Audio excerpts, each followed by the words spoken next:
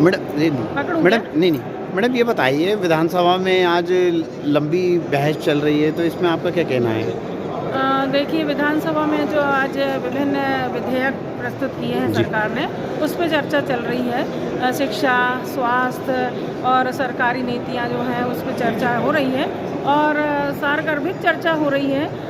विपक्ष में हम लोग बैठे हुए हैं और हम सरकार को सुझाव दे रहे हैं, सकारात्मक सुझाव कि किस तरह से हमारी सरकार चले, किस तरह से स्वास्थ्य, शिक्षा, ग्रामीण क्षेत्रों का विकास हो, ग्रामीण अंचलों का विकास हो, खासकर आदिवासी समाज के हमारे जो भाई बहन हैं, जो समाज का मतलब बहुत पिछड़ा इलाका है, उनका विकास हो, सड़कें बने, नालियाँ बने, पेयजल की उत्तम व्यवस्था हो, स्वास्थ्य की अच्छी सेवाएं दें, इस संबंध में चर्चा हो रही है। और अभी लगातार चर्चा 1 घंटे और चलना है, तो इस विषय में हमारी। मैडम ये बताइए, लेके तो स्वास्थ्य विभाग को ले लें, चाहे शिक्षा को ले लें, इस पे ही मतलब मेन फोकस रहता है और सबसे ज़्यादा भ्रष्टाचार इसी में है। इसमें आपका क्या कहना है? देखिए, शिक्षा तो हमारे जीवन का अभिन्न अंग है।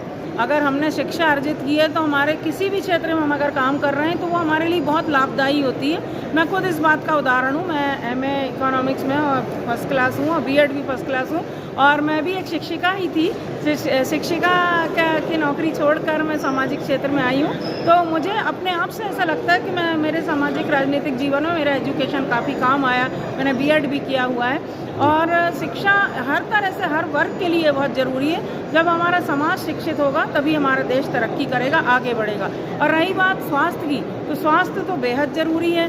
कहते हैं स्वस्थ शरीर में ही स्वस्थ मन वास करता है। तो जब हम स्वस्थ हैं, शारीरिक रूप से मजबूत हैं, तभी हम कुछ कर पाएंगे। लेकिन बड़े दुख की बात है कि सरकारें कितनी भी बनती हैं, आती हैं, जाती हैं, लेकिन सरकार वास्तव में गरीब लोगों के स्वास्थ्य के बारे में ज़्यादा चिंता नहीं करती। भले ही ये आयुष्मान कार्ड की बात कर लें या स्वास्थ्य की बड़ी बड़ी नीतियां बना लें, नीतियों के निर्धारण की बात करें, लेकिन ज़मीनी हकीकत ये है कि आयुष्मान कार्ड की ही हम बात कर लें तो गरीब लोग भटकते रहते हैं। उनको कहीं भी आयुष्मान कार्ड का लगभग लाभ नहीं मिलता। हम खुद इस बात के गवाह हैं। और रही मुख्यमंत्री जी के तरफ से जो विशेष अनुदान दिया जाता है इलाज के लिए, उसमें भी हमारे विधायकों के पत्र रद्दी की टोकरी में डाल दिए जाते हैं। मैं खुद 1 साल हुआ मुझे निर्वाचित हुए और 1 साल में मैंने कम से कम 150 पत्र माननीय मुख्यमंत्री जी के पास भेजे, विशेष सुविधा स्वास्थ्य सुविधाओं के लिए, इलाज के लिए। ज़्यादातर हार्ट पेशेंट होते हैं या कैंसर पेशेंट होते हैं, कहीं से एक भी व्यक्ति के लिए इलाज का 1 रुपया नहीं मिला और ना ही यहाँ स्वास्थ्य मंत्री और मुख्यमंत्री जी की तरफ से कोई संतोषप्रद हमको जवाब मिलता है। यहाँ यानी संतोषप्रद तो क्या, कोई भी जवाब नहीं मिलता। तो मेरा तो कहना है कि सरकार को शिक्षा पे ध्यान, बेहद अच्छे स्तर की शिक्षा मिल सके, आमजन को निःशुल्क शिक्षा मिल सके, इस तरफ ध्यान देना चाहिए।